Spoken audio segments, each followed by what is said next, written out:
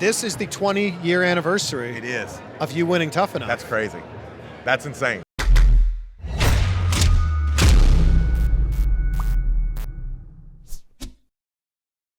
It's so good to be able to see you in person. My pleasure. No, it's my pleasure. The pleasure is all mine. Thank you for making this happen. It's my pleasure. Honestly, I wish I could say I do a lot of interviews. I wish I could say I do a lot of this kind of stuff. I don't. Yeah. But if there's one person that I'm glad to be doing them for, it's you. Oh my gosh! I'm wow. honored, brother.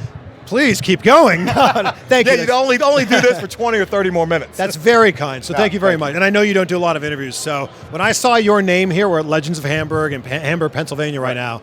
When I saw your name on the list, I went, oh, I need to reach out to Maven. Now that doesn't seem, why? Why me?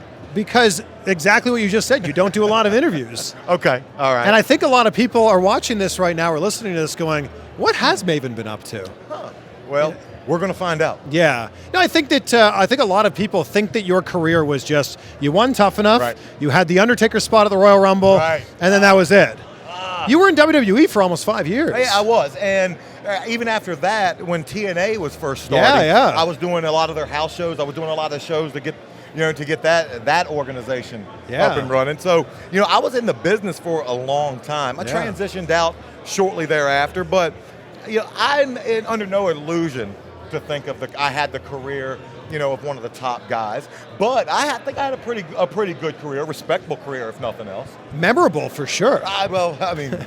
If you remembered it, then yeah, I guess so. Well, also the fact that you were the first ever Tough Enough winner. I was. Yeah. That was a huge show on MTV. Yeah, and it was groundbreaking. And I'm sweating. It's hot. It's about 8,000 degrees inside this.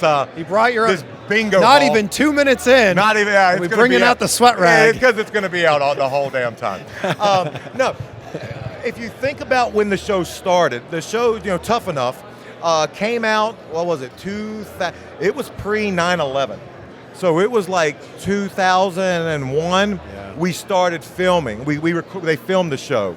And this was the early days of reality television, back before you could make a career out of being a reality star. Literally, going into it, we were promised one thing, and that was a chance to get into the WWE. I'll tell you a secret, too, that I haven't told very many because I kind of feel stupid. When I was interviewing to go on Tough Enough, the MTV people pulled me aside, and they asked me, they said, do you want to be a wrestler or do you want to be on TV?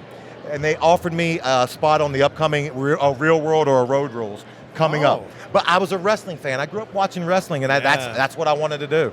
Wow. Did you want to be a wrestler when you were a kid? How do you become an astronaut? Same thing. Is how do you become a wrestler? I did, but who knew how to get into that business? Yeah. And so I was a school teacher. I was teaching 6th grade. I can't believe people trusted me with their kids, but they did. And you're how old at the time? 22 years old. I was my second year teaching 6th grade. I was a high school baseball coach, living in Portland, Oregon.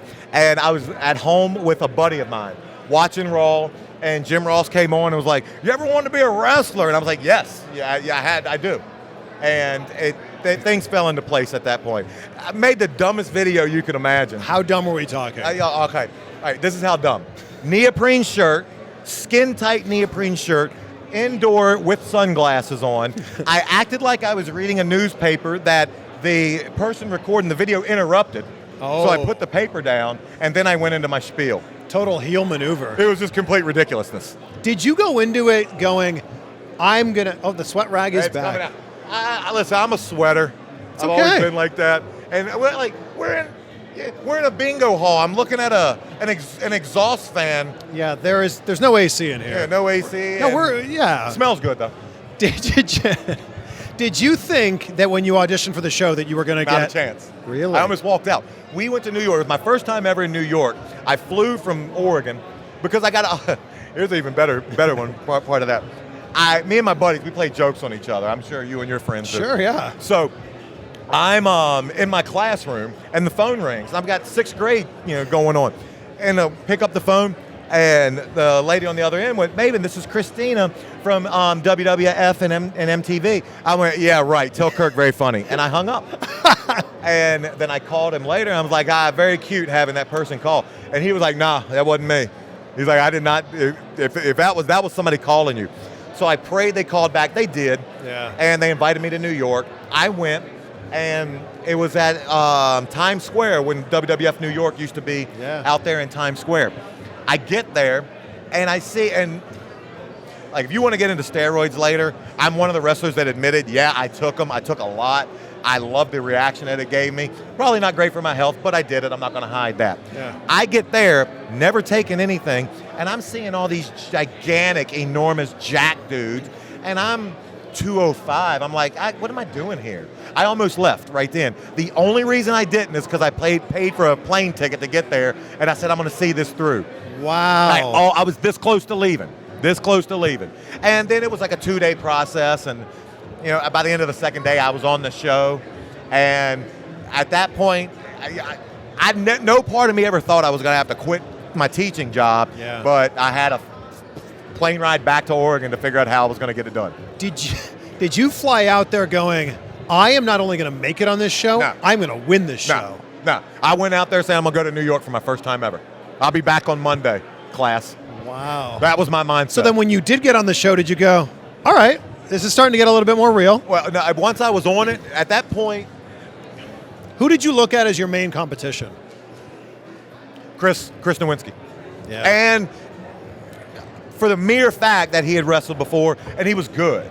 He was a big kid, and in wrestling, big is, Vince likes big guys. Yeah. And Chris was, good 2 inches taller than I was, probably 30 pounds bigger. And Harvard educated. Fuck that. Of course, it's the internet. I like that. Harvard educated. Yeah. What about Josh Matthews? Now, that's what I was going to say. Yeah. Josh was the best wrestler, in-ring technical wrestler in there. But Chris, I just thought that, and how your mind plays tricks on you? Yeah. You start seeing, you see a girl, and you're like, she can't like me for this, and this reason. Well, that's what my mind was doing to me. The WWE is not going to want me because of this, and this. And, of course, I thought they're going to want someone like Nowinski who's got experience, not going to make them look stupid. And, he was technically good enough and had a decent look. Josh was by far the best wrestler. Yeah. Josh was doing everything in the ring. And, those two I knew were my competition. But I went in, I was all in. I quit my job, I sold my car, and I pretty much knew that when it was over, if I didn't win, I was moving back home with my mom. So I was all in. So you picked up your life and moved to where? It's from, at the time, I was in Oregon, and if it didn't work out there, I was going to have to move back to Virginia with my mom, because I was going to be jobless. And then where were they filming the show? New York. Well, right outside of Stamford, Connecticut. Oh, and then you were going into where they had, it was basically the PC before it was the PC. Exactly. Yeah. Yeah, and we filmed at a place called Trax.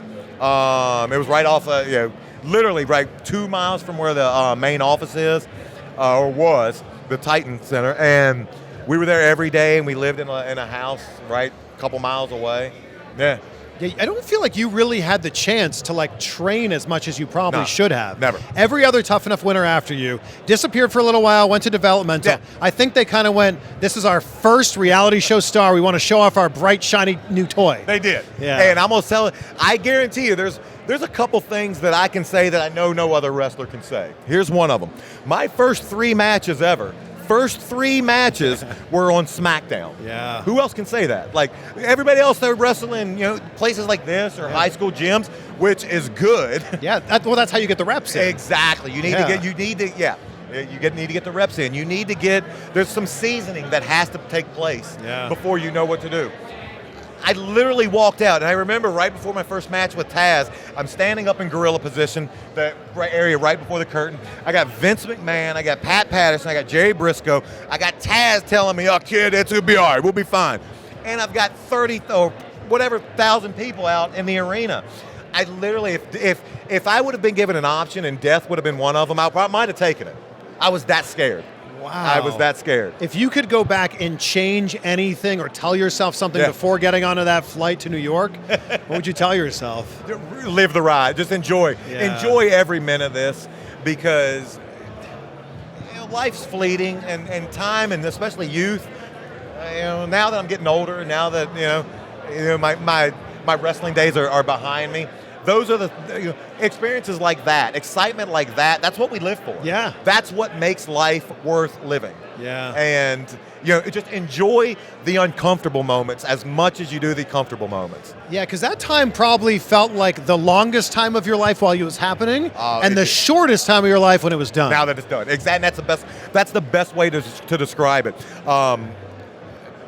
Getting back to Tough Enough real quick. Yeah, of course. A lot of people know. I knew I was winning going into it before. They told you? Well, in so many words. Huh. My mom was sick at the time. My mom was battling cancer, and I had to leave the show. Probably 9-week show we filmed. Probably at week 7, I had to leave the show.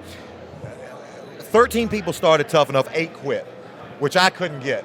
You're doing this. Is it going to be easy? No. It's going to hurt. It's going to suck. Yeah. But I'm not going to quit. Only thing that could have made me quit was my mom.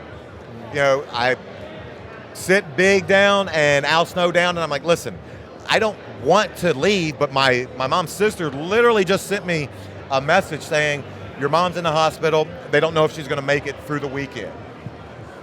I got to leave. I got to go. I don't want to, but I have to. I'll pick up training on my own when I figure out what's up with her.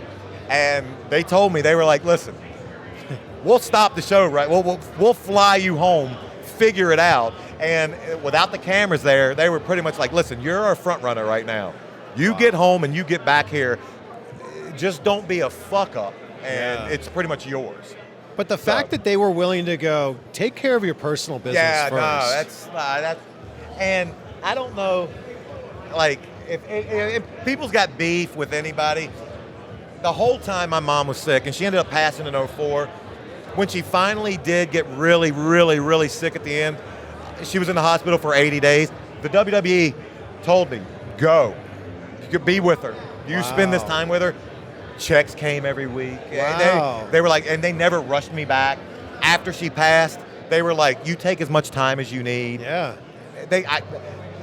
I can't imagine a corporation being more understandable, more forgiving during that time. Wow, that's a really amazing to hear. No, it's, and I'm still to this day appreciative of that. There's also a lot of guys that go, I know you're telling me I can go, but I'm worried that when I come back, I won't have my spot here. But it's great that you trusted them, they trusted you. Yeah, and there was no option. Well, of course. Well, it's like, it was my mom. Yeah. And if I would have came back and not had a job, then guess what? I would have done something else. Yeah. I've always looked at life that way, though. It's this didn't work out. Yeah, something will come up. Yeah. I'll do something else. Yeah. What are you doing now? You're a good transition. I mean, you teed that up for me. A good interview will always take. No, I actually, crazy enough, I work in the weirdest industry you can work in now. I work in finance in City and Wall Street. You work on Wall Street? Yeah, I travel into Wall Street. You're the real life JBL. No. I travel in and I work for a company, right on John Street. Work with some interesting cats because I had never in my life worked in finance before. Got this job. Found out a lot of people in this industry are into music. Honestly, never. Everybody I work with has a demo coming out, a CD coming out, or a video coming out. Literally, yeah. So you commute in from where? I live in Jersey, New Jersey. Yeah. So we're here in Hamburg. You drove here. Drove here, about a 2-hour drive. Wow. Yeah. I was looking. You don't have social media, do you? I don't. No. Unless you do. If you do, it's like a private thing. I don't. I never got into it. There was a Twitter that I found that was supposedly yours. Yeah. And the last tweet was like, "I'm now in dental sales." No. Never been in dental sales. So that's not you. Was not me. I've never been in dental sales a day in my life. Speaking of New York, I'm sure you know the story. Ariel Helwani saw you outside of a sports bar. You know who that is? Yeah. Saw you outside of a sports bar working as a bouncer. I was, yeah. And basically said, like, Maven did not want to be recognized. Like, he was not happy that I recognized him. Not that I didn't want to be recognized. Is there more to that story? No, that was just basically, this was like 8 years ago, 7 years ago. I had an incident, probably back 2012. I was working for the Home Shopping Network. Had a legal incident, had to leave that job, moved to New York, start everything from fresh. From people say I'm starting from scratch. I literally was starting from scratch. And I knew a guy, a good friend, offered me a job. Say he had a bar. So he was like, get back up on your feet. Yeah, put some cash in your pocket. Yeah. I took it, but I wasn't trying to be recognized. I wasn't trying to be like, hey, I'm out here. The old wrestlers out here.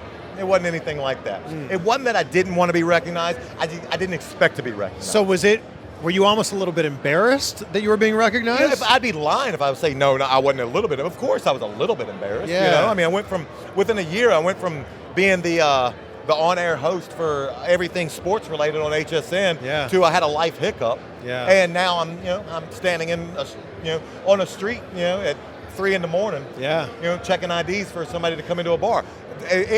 Anybody who says that doesn't embarrass them a little bit's lying to you. Yeah. Almost like I'm embarrassed. I'm sweating so much right now. You're going to let me go towel? Can I go towel off real quick? Oh, we're going to pause this? Yeah. Okay, that's fine. Yeah. Yeah, there it is. We're back rolling again here. All right, good. Yeah. No, so I appreciate that you did that, because who knows what would have happened if you didn't do that. Well, I'm telling you, I come to these events and stuff, these signings, and I love them, and I love meeting the fans. It's a lot of fun. But to do something like this, not the venue I probably would have chosen. I would have rather you come by my office. Okay, I will. We'll do another and that's one. an open invitation. Okay, there it is. Next time I'm in New York City. Next time, I'm going to hold you to that. Okay, done. I like that you refer to this as a life hiccup, because it's probably one of the worst times of your life. It was. But in hindsight, also probably something that really helped to turn things around for you. I'd hate to say that. I hate to say this. It probably saved my life. Wow. And that's just real talk. And it was a life hiccup, and it interrupted with what I had going on, but what I had going on wasn't sustainable. So it needed to be. I needed an interruption.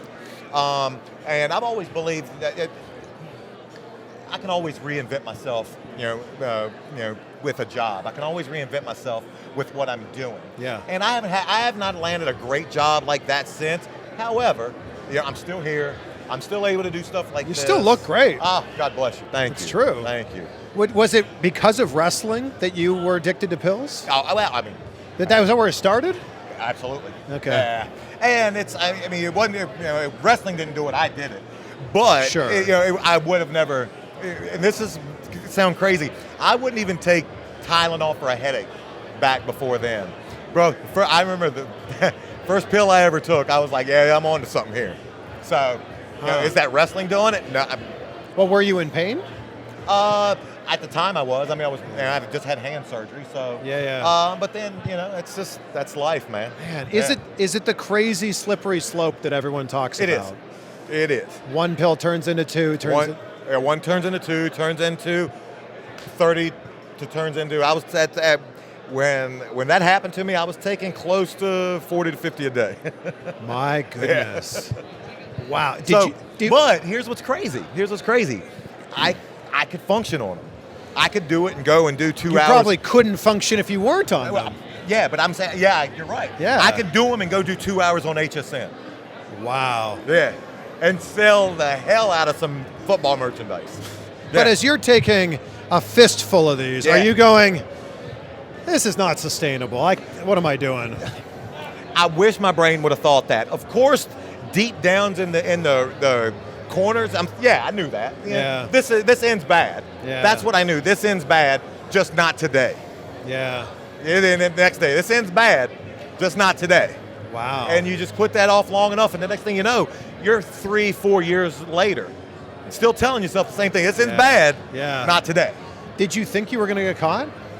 Get caught? Yeah. No, hell no. Well, because what I was doing, I didn't really view it as illegal. I wasn't buying them illegally. I wasn't selling a single one of them. Yeah. I was just going to see too many doctors. Which in Florida is not okay. Well, in everywhere it's not okay. But it was sheer stupidity. Yeah. Yeah, I literally, the guy shows up and I'm like, what are you doing here? Really? I was like, that's a bad thing? Oh no. Yeah. And I was like, I'm not selling them. He was like, oh, I know. He's like, you just got a problem. And I did. So, and then in a way, I'm serious, man. I saved my life. Yeah. Well, and then did you reach out to WWE or did they reach out to you? Me. They wow. reached out to me. It was on. It went out. It hit the news waves probably a day or two later. Yeah, it was on TMZ. It was on TMZ. Yeah. And later on that day, Johnny Ace reached out. Devon, a couple other boys reached out to me, and because no one knew I had a problem, and because I could maintain, I could hide it. Yeah. And and I did tell him, I was like, it's not a problem to me. I love it, but obviously wasn't sustainable. Yeah. I needed that, and it hit me financially pretty difficult, but it's just life, and at life you're going to have your times where you get kicked down. Yeah. And it's not about falling down, it's about hopefully falling forward. So yeah. Yeah. Did rehab help to get you back to where you wanted to be? Wow, that's a weird question, because rehab's going to fail. Because I went to rehab once before that, actually, and it didn't work. Rehab only works if you're ready for it. Sure. And that's just true talk. Yeah. And they tell you when you get there too, and it's true. You can't quit for your kids, your parents. You can't quit for a spouse. You have to be ready to quit for you, or you will fail, and that's true. Mm-hmm. It took me losing what I had for me to be like, all right, enough. That's enough. So, yeah. Yeah. I mean, you had a really good run after WWE, and we'll get into the WWE stuff here in a minute, but you had a great hosting career, a great reality TV show career. Yeah. It was. It's hard to believe. It's hard to think back. I worked for BET and HSN, and I did the Surreal Life and stuff. I was able to do a lot of cool stuff that, just looking back, is just like, I'm a country boy, man. I grew up in Virginia in a small town. Literally, my high school had 400 kids in it, and I've been able to see all the things I've been able to see. So I count myself fortunate each and every day. Do you still have dreams, aspirations to continue to work in show business? Of course. Okay. Yeah, those will never die. Yeah, I mean, you still look the same age. Like, you seriously have not aged. God bless. Maybe it's because you have the same haircut that you had back then. It's never. And it's weird. If I do grow my hair out, I mean, it's a little grayer. It shows a little bit more wear and tear. Sure. But if I shave, it allows me to try to look a little younger. Thank you, Chris. It's true. Thank you, brother. It's damn true, and you're still in great shape, too. Thank you, bro. Yeah. I feel like everybody that was walking up to you here was talking to you about the Undertaker spot at the Royal Rumble. Everyone. Like that's one of the big highlights of your WWE career. Made my wrestling career. I am curious, were you supposed to go through the second rope? No. No. Because then it turned into a storyline where you got a title shot the next day against Chris Jericho. But so who messed that up? Oh, Taker fucked that up big time. I mean, of course he did. And I told him, I was like, listen, when you throw me out. Nah, it was honestly, it was something that just no one thought about. It wasn't a fuck up at the time. It was just something that, like, the spot was kicking him. Then the spot was him coming in and me cowering, and no, I didn't mean to do it. Yeah. And after that was just the chair shot, which I still will say was probably one of the hardest chair shots ever. And then the whole popcorn machine. No one, myself, Taker, I don't think anyone even thought about the whole going through the rope scenario. And then it blew up on the internet. Yeah. Maven's not eliminated, to which they fixed it with the Title shot the next day. With Jericho. Yeah. When they approached you, you're going to have a spot at the Royal Rumble. Not only are you going to have a spot at the Royal Rumble with Undertaker, but you're going to eliminate Undertaker. I dare to say the spot. Because if you ask anybody to mention anything from the 2002 Royal Rumble. Oh, yeah. Hey, what are they going to say? A lot of people might not even remember who won the Royal Rumble. I don't. But they will remember. I don't. I got no clue. That's amazing. I have honestly no clue. But they will remember how the Undertaker got eliminated. $10 million here for me to remember. I couldn't even guess. I could not even venture a guess. I'm dead serious. Everyone in the comments is going, come on. Yeah, I know. There's so many people out there right now that know the order which everybody went out. Yeah. I have no clue. When they approached you with that, were you like, are you serious? All right. So at the time, I was finally training, and I was in HWA. I was in Cincinnati. So they flew me up, and all they told me in Cincinnati is, yeah, they're flying you to Atlanta. You're probably going to have a spot in the Rumble. Okay. they'll have me come out, and I'll get to, come out. But I'd wrestled a couple times. I think I'd wrestled Taz those 3 times. I'd also wrestled Booker on Smackdown. So I had a little bit more TV experience by this time. Yeah. I'm walking to the ring. I get to the arena. I'm walking to the ring. Shane and Taker come up and see me. And they're like, Maeve, we want to tell you what we got going on tonight. And already, like, why Shane? Why does he care? And definitely why is Taker here? Yeah. I thought it'd be one of the agents coming up to me. I thought it'd be Briscoe or Arn or somebody. Hey, you're coming out, 17th. You're going out 18th. And then they tell me, they're like, yeah, so Taker's gonna shit can everybody out. The Hardys, Lita, and then you're gonna come out. It's gonna be you and him, and he's gonna do something, and then you're gonna hit him with that drop kick and eliminate. And I'm like, what? And Taker, no lie, turns down, looks at Shane, and goes, "Are you fucking kidding me?" And I didn't know. I thought he was like being told this information at the time too. And I'm just like, Jesus, I'm dead. And I'm like, oh God, please just die right now. And he turns down and looks and winks at me. That's what goes to show the professional he was. He was willing to put me over. Yeah.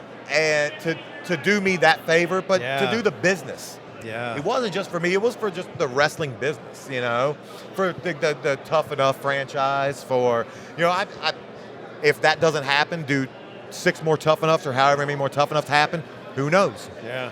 I mean, I don't know. And from that, I'll spend the rest of my life, no matter if that's today or 100 years from now, answering questions about that, and I'm perfectly fine with it. I love it. He gave me a career.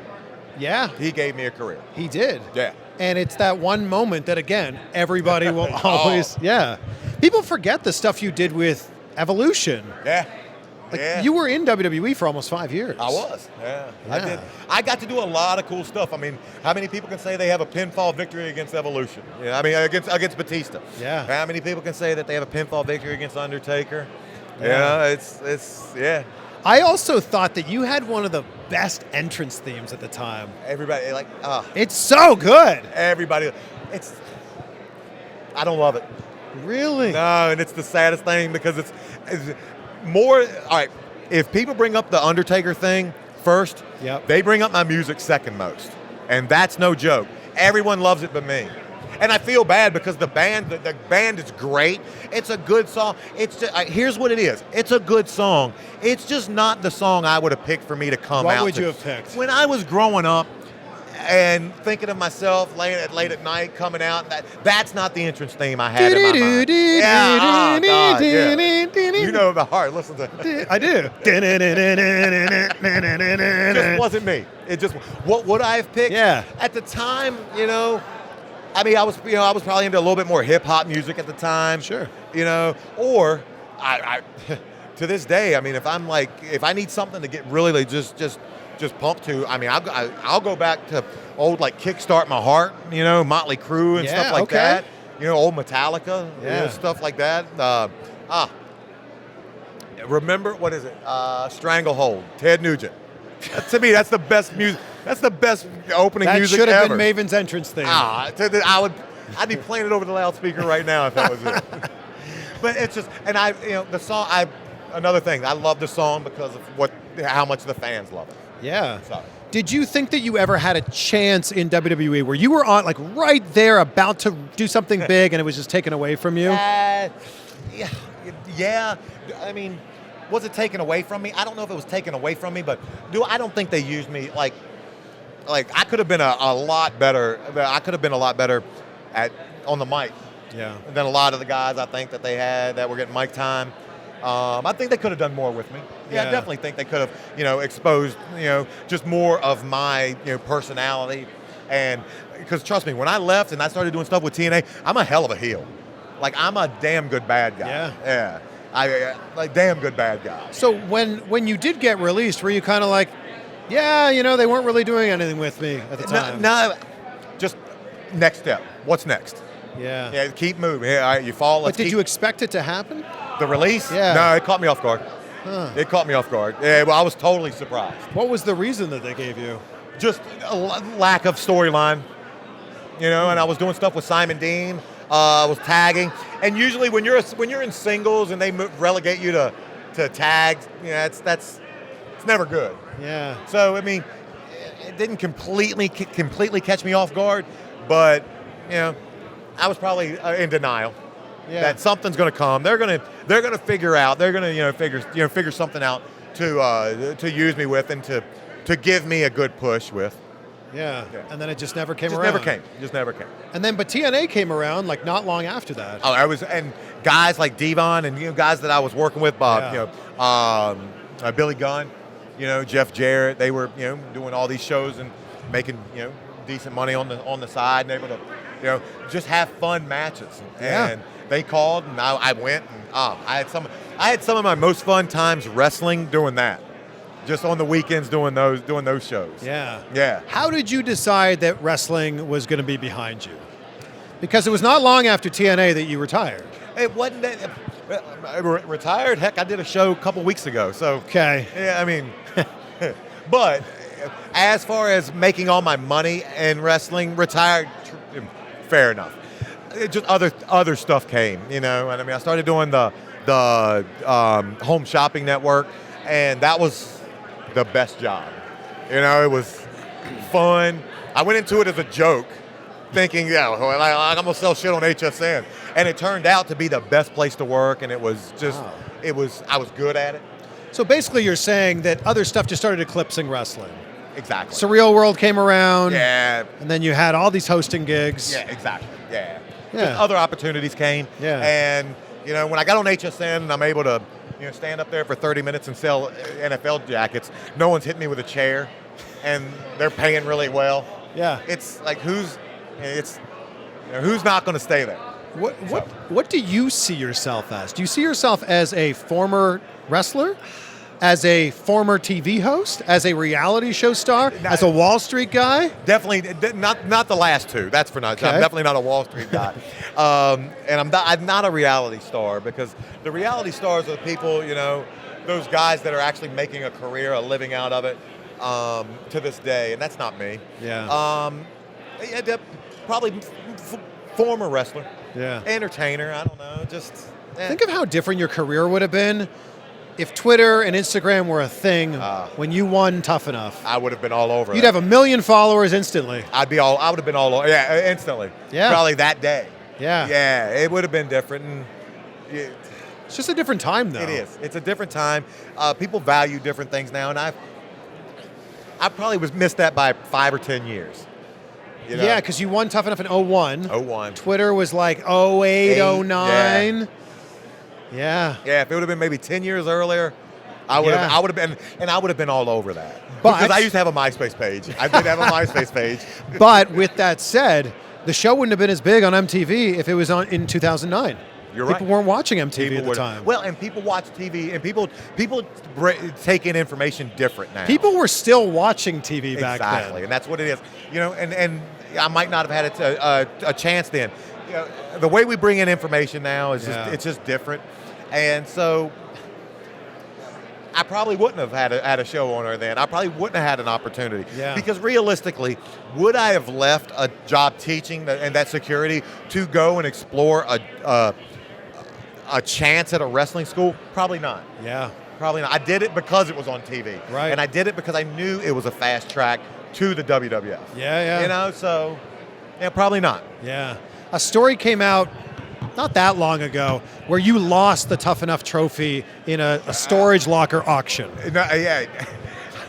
Funny story. I never had it. What do you mean? I never had the thing. So that wasn't your storage locker? No, it was. Okay. I got the trophy, gave it to a buddy of mine because I won it in New York, and I was staying up in Connecticut for a couple days. Went back home with it. It never came to my house. It was in his house for probably 10 years. And then when I moved, I put my stuff in the storage locker, and that was the one that it was in. So that person said that when they won the storage locker auction, they reached out to you to see if you wanted it. No, never. Never reached out to me. That is part of the story. Never reached out to me. Do you want it? I mean, would I like to have it? Of course I'd like to have it. Do I want it? I've lost zero sleep over it. Because someone watching this right now either is the person who owns it or knows the person who owns it. Here's the thing. The people that got it also got they got photo albums of my childhood, like my parents and stuff. I did get those. Okay. But I don't remember. They didn't offer me the Tough Enough trophy. They never offered that. So if they would have offered it, I would have said, yeah, I'll take it. So if someone watching this right now reached out to you and said, hey, I've got it, do you want it back? I would take it back, but I mean, if they wanted to keep it, I would probably even sign it for them. Okay. It's not something I would put up. Really? Ever? No. Really? No. It's so funny. I'm serious. It stayed in a bag in my buddy's for 10 years in his closet. Is it that you're not proud of it? Is it that it's kind of ugly? No, it's not. TMZ called it ugly. It was. It's just I don't need stuff like that. Like I don't need stuff like that to. That's I don't interesting. Know. Okay. I don't know. I find I'm in my college's Hall of Fame for baseball, and I've got a plaque somewhere that says that. That's not hanging up. I don't even know where it is. So if we go to your house right now, you'll see nothing of me. Really? You won't see one thing of me up. Not one. Not a still of you drop kicking the Undertaker? Not one. Wow. The action figures I have are off on the side, stacked up on top of each other. My pictures from like signings like this are on top of those. You won't see one thing of my career or anything I've ever done up. Wow, that's really interesting. Not one. I've never put stuff like that up. When was the last time you talked to Nidia? Probably when she was still in WWE. When we were both still in WWE. Okay. Yeah, it's been years. Yeah. It's just so... What's funny about wrestling in general is that you spend 4 or 5 years in WWE, right, and you could go live to be 104 years old. Right. For the rest of your life, no matter what you accomplish, you will always be a former WWE superstar. Always. And I take pride in that. Of course you do. Yeah, I take pride in that. But you've also done so many other things since. I get more excited off of knowing there's an Urban Dictionary with my name in it. That's the kind of stuff that I think's cool. Or that there's a Wikipedia page with me that I didn't make. Yeah. And that's the kind of stuff that I'm like, man, that's cool. All right, that's cool. Or I'm in a video game. Yeah, that's cool. You know. Yeah, that stuff like all really cool. That's what I love. You know. I guess. Or the occasional time when I'm walking down the street and someone will stop me. It doesn't happen much anymore. Yeah. You know, it used to happen all the time, not much anymore. But just seeing the joy on their face that my dumbass can make their day, that's cool. Yeah. That's cool. It just occurred to me now that this is the 20-year anniversary. It is. Of you winning Tough Enough. That's crazy. That's insane. We're like a couple months away from that. Yeah. Yeah. Something like, I feel like somebody needs to do something for this. You know what? I agree. Yeah. In the grand scheme of Tough Enough contestants, who do you think's number one? Who's been the most successful? Okay. That one, I would have to say probably it's a close fight between Miz and Morrison.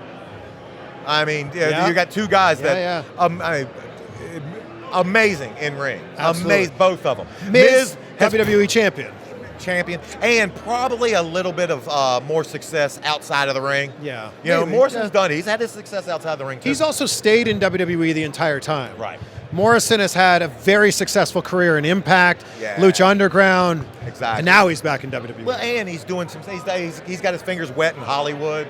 Oh yeah, stuff, you know. So he's a great filmmaker. He is. He is. And he is. I remember seeing him because they would bring us out for those Tough Enoughs when they were training, and I looked at him and I just knew. I was like, there's something special about this kid. Yeah. And this was back before he had long hair, when he had short hair. Yeah. You could just see something in him. And it makes me, just happy that that these guys followed in my footsteps. That's amazing. That's just crazy for me to think that. It may be hard for you to answer this, but where are you on that list? Oh, no, it's not hard to answer. I'm relatively, perfectly capable of being humble about where I would say maybe like 6th or something like that, maybe. That's probably pretty fair. Yeah. Because I would think Ryback might be up there. Yeah, I saw a guy with a Ryback shirt on, so he immediately comes to my mind. Yeah. And then a couple of the girls. Of course. Jackie Gata had a hell of a career, and there's just Mandy. Yeah, it's been a lot. Yeah, I mean, The only reason I would think I even put myself in the top 10 is because I was the first male.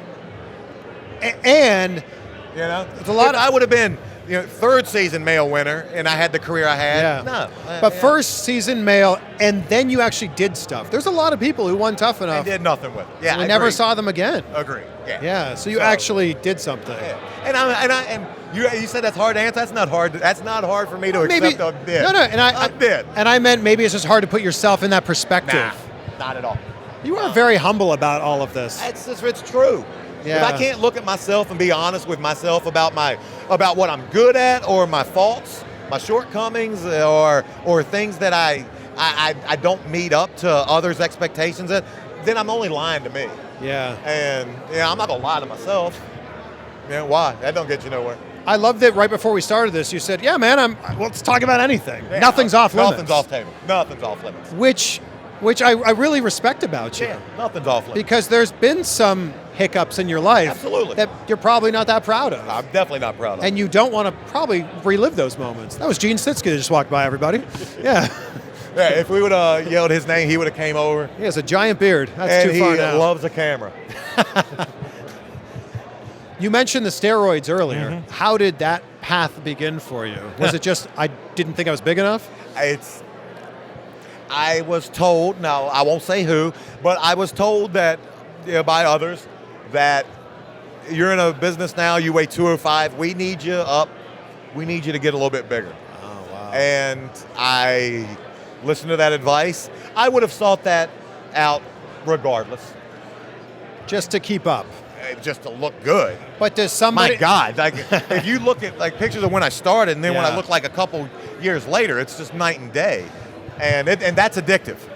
The looking like that's the addictive part of it. What about the feeling like that? Because testosterone is, I've never taken it, but that's a hell of a drug from what I understand. It's just you just feel great, and you just feel that hardness, and it just feels good. Yeah. It's not like a euphoric type of goodness feel. It's just you just feel and you look good, and Doesn't it give you a lot of energy too? No? Not necessarily a ton of energy. That's youth.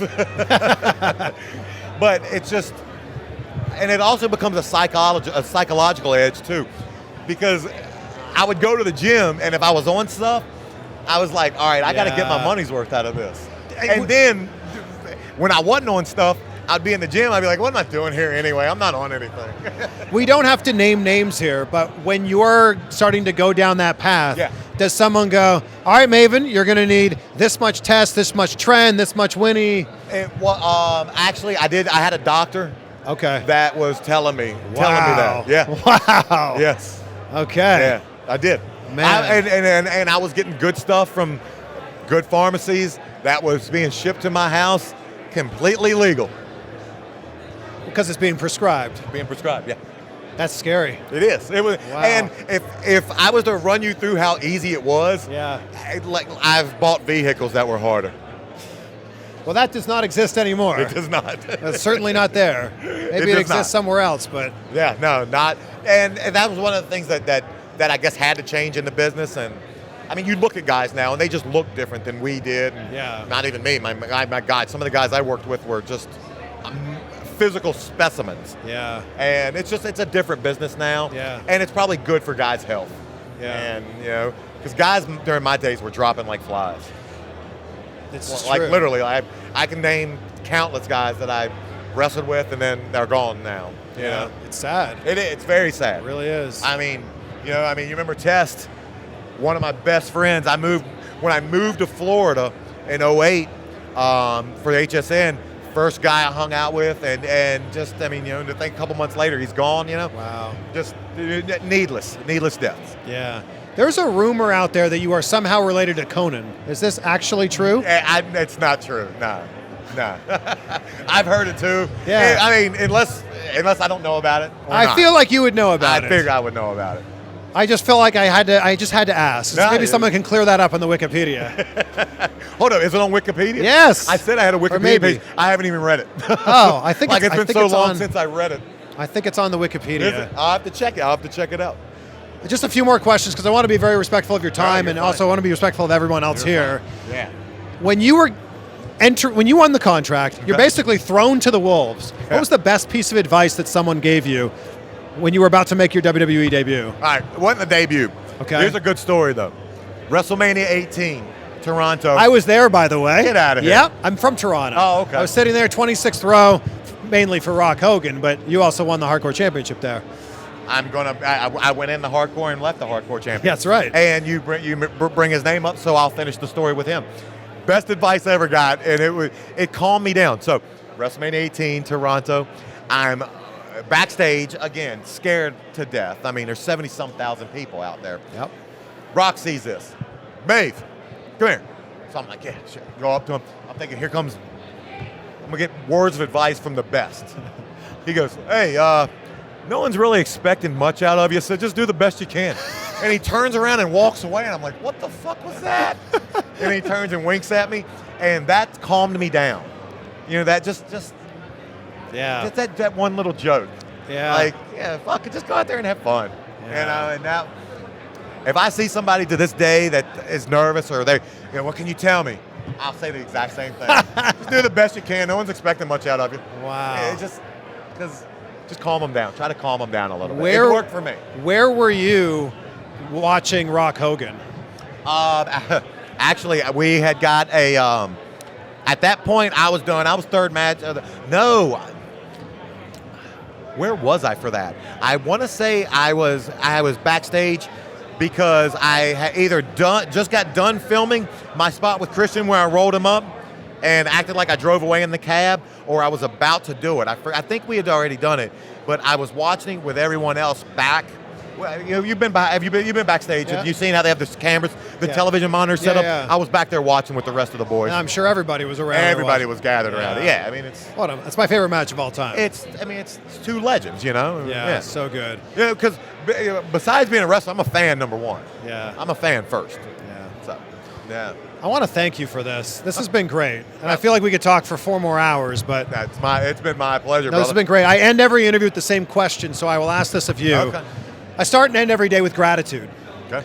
I say out loud 3 things that I'm grateful for, and it really sets my tone for the day. So what are 3 things in your life? You do that every day? Every day. Really? Every day. Oh. Because it's so easy to get caught up in what I don't have. But if you're focused on what you do have, it's so much easier to be grateful. So what are 3 things in your life that you're grateful for right now? 3 things that I'm grateful. Okay, obviously, health, first and foremost. Because if you don't have health, you got nothing. And I think what we've learned the last, 18 months? Jeez. It's health to everything. Yeah. What do they say? A healthy man has 1,000,000 problems. A sick man has 1. Exactly. Yeah. I like that. Yeah. 2, opportunity. Because, I'm still being able to do stuff like this. Yeah. We didn't go into it, but right before the pandemic, I actually went down and I interviewed with WWE about maybe getting back in for announcing. Stuff like this can only help. Wow. And the fact that I have my job, the fact that a small company took a chance on me to do finance, I'd never done it before. Yeah. That was an opportunity. So thankful for opportunities. And the third is family. Yeah, I mean, the people that, and that, I'll put my friends in it too. People that you lean on when you're having bad days. Yeah. So does this mean we might see you back in WWE? Wearing a fancy suit? If you do, you won't be wearing this, and I won't be sweating all over the place. I promise you that. So this is maybe a possibility. It was a possibility. I'm hoping once everything gets back up and running, that can be looked into again. Who knows?